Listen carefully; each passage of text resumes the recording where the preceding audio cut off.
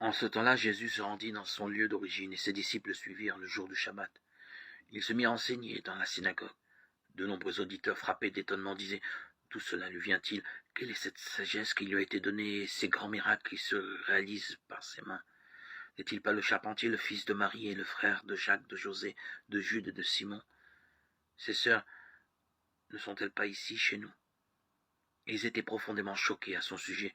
Jésus leur disait « Un prophète n'est méprisé que dans son pays, sa parenté et sa maison. » Et là, il ne pouvait accomplir aucun miracle.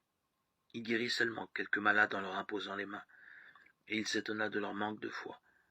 Alors Jésus parcourait les villages d'alentour en enseignant. Évangile selon saint Marc, chapitre 6, 1-16.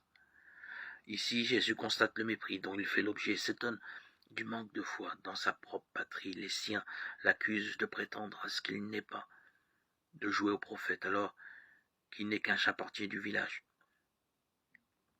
Ce soupçon d'imposture révèle qu'il refuse que Dieu puisse transformer une vie et que l'on puisse devenir ce à quoi Dieu nous appelle.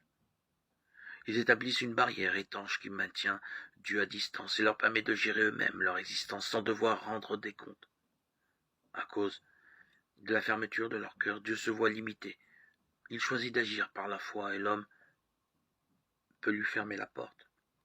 Ô Seigneur, garde en mon cœur la confiance que je te porte et affermis ma foi